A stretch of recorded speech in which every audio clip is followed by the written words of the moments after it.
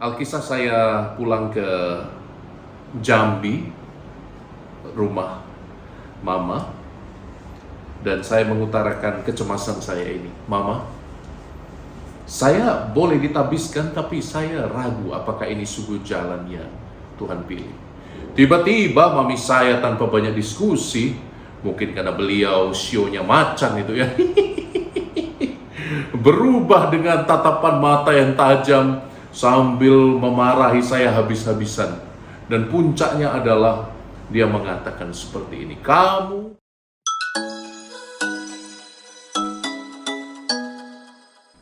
Sahabat Fresh Juice, sesaat lagi kita akan mendengarkan Fresh Juice Rabu 24 Januari 2024 bersama Romo Albertus Joni SCJ dari Lampung. Selamat mendengarkan.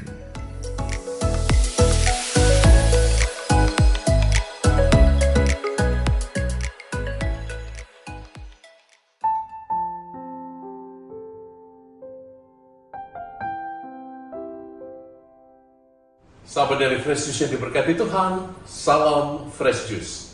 Saya Romo Albertus Joni SCJ dari komunitas SMA Yos Sudarso Metro, Keuskupan Tanjung Karang, mengundangmu hari ini, tanggal 24 Januari 2024, untuk masuk ke wilayah sabda Tuhan yang menghidupkan, yang menyegarkan. Maka siapkan batin, mintalah rahmat Roh Kudus, supaya dia bekerja, berbisik di kedalaman hatimu, dan kau dapat mendengarkan suaranya dengan hati yang tenang, tulus, dan gembira. Inilah sabda Tuhan yang diambil dari Injil Suci menurut Santo Markus, bab 4 ayat 1 sampai 20. Pada suatu hari Yesus mengajar di tepi danau Galilea. Maka datanglah orang yang sangat besar jumlahnya mengerumuni dia, sehingga ia terpaksa naik ke sebuah perahu yang sedang berlabuh, lalu duduk di situ, sementara semua orang banyak itu ada di darat di tepi danau. Dan Yesus mengajarkan banyak hal kepada mereka dalam bentuk perumpamaan. Dalam ajarannya itu Yesus berkata kepada mereka, dengarlah, ada seorang penabur keluar untuk menabur. Pada waktu ia menabur, sebagian benih itu jatuh di pinggir jalan.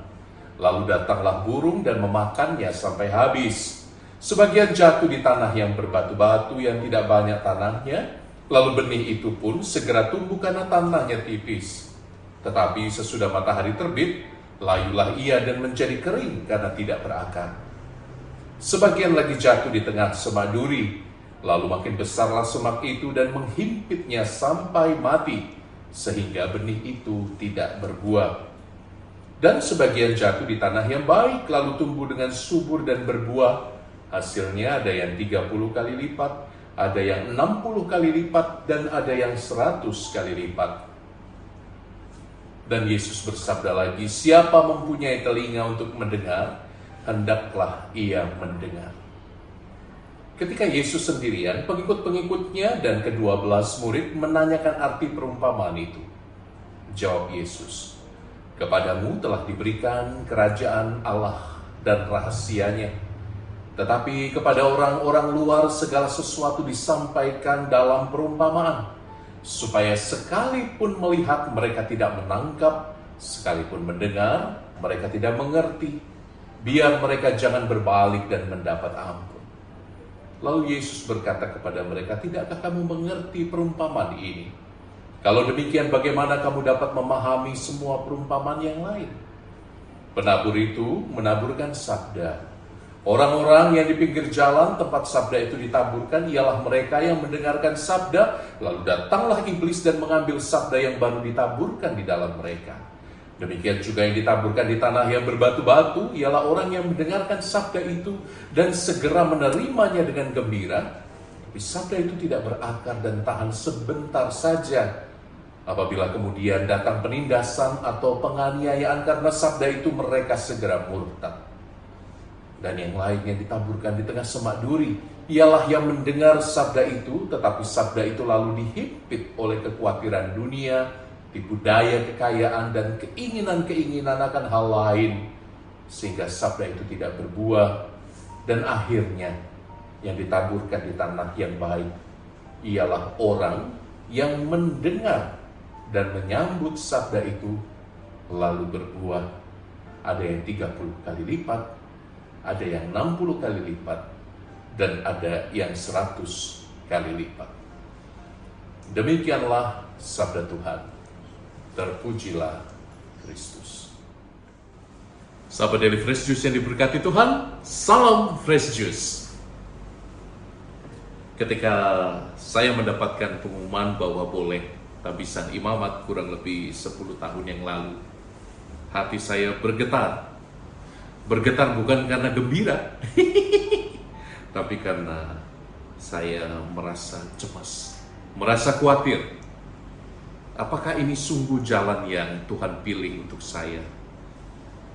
Pikiran saya hanya satu waktu itu, siapa yang akan mengurus papi dan mami saya? Sementara keluarga masih sedang berjuang, adik-adik masih harus menyelesaikan kuliah, dan kakaknya yang paling tua malah memutuskan untuk menjadi imam yang tidak bisa menghasilkan keuntungan finansial apapun untuk keluarga, untuk papi dan mami. Alkisah saya pulang ke Jambi, rumah mama, dan saya mengutarakan kecemasan saya ini. Mama, saya boleh ditabiskan, tapi saya ragu apakah ini sungguh jalan yang Tuhan pilih. Tiba-tiba mami saya tanpa banyak diskusi, mungkin karena beliau sionya macan itu ya, berubah dengan tatapan mata yang tajam sambil memarahi saya habis-habisan. Dan puncaknya adalah dia mengatakan seperti ini, kamu bukan anak mami lagi. Sejak kamu mengikatkan diri di biara, kamu sudah jadi anaknya Bunda Maria. Tidak perlu takut, tidak perlu khawatir. Mami akan dijaga oleh Bunda Maria. Dan itulah momen yang sampai hari ini masih saya ingat.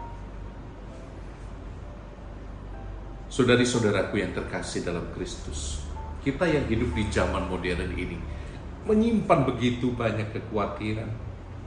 Kita menyimpan begitu banyak kecemasan yang tidak perlu.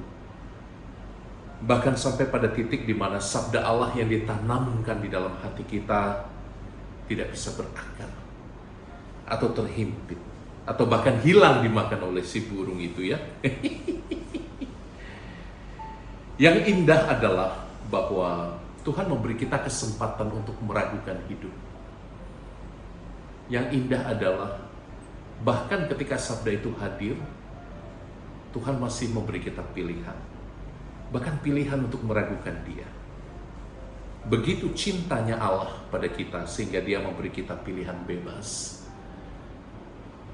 Bebas bahkan untuk meragukan cintanya.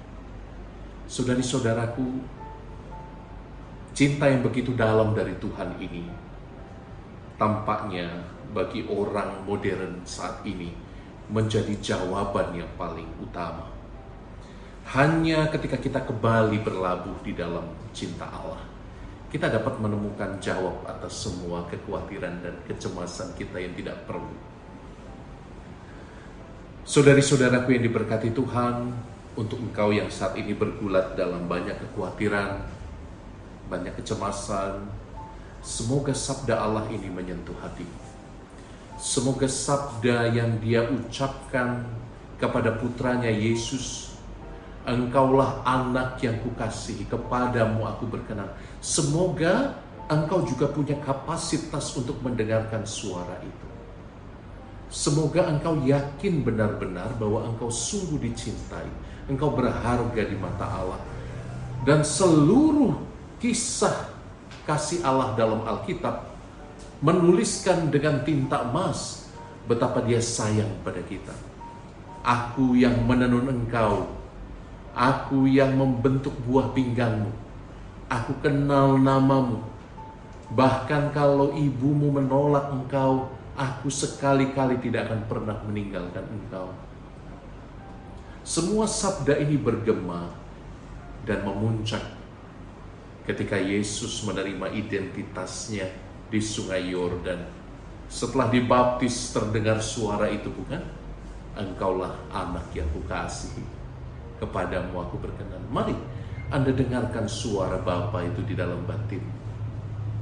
Saya merasa orang-orang zaman ini dikejar-kejar oleh banyak hal, oleh deadline, dikejar oleh tuntutan hidup, dikejar oleh begitu banyak hal di luar diri kita yang kadang-kadang membuat kita mengapa? I can feel you. Saya dapat merasakan. Tapi di tengah semua tuntutan hidup itu, sejenak ambil waktu untuk mendengar kembali suara Bapa. Engkaulah anak yang kukasihi, kepadamu aku berkenan. Dan pelan-pelan kekhawatiranmu akan menghilang. Kekhawatiran dan kecemasanmu akan diganti dengan sukacita yang tidak dapat kau definisikan. Sukacita yang bahkan kau tidak tahu alasannya apa. Hanya ada joy di dalamnya.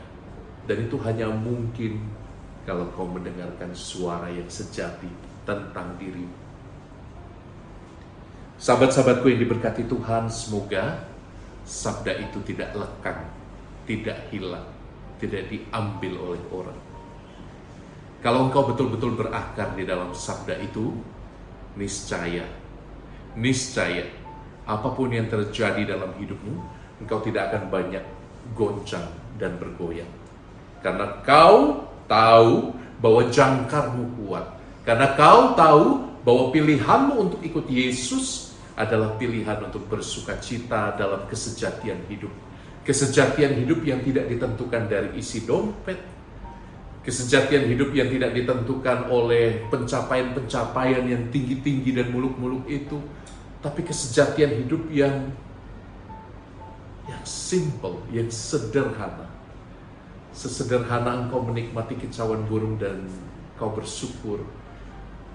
Sesederhana kau menarik nafas dalam di pagi hari dan kau mengatakan, Tuhan terima kasih.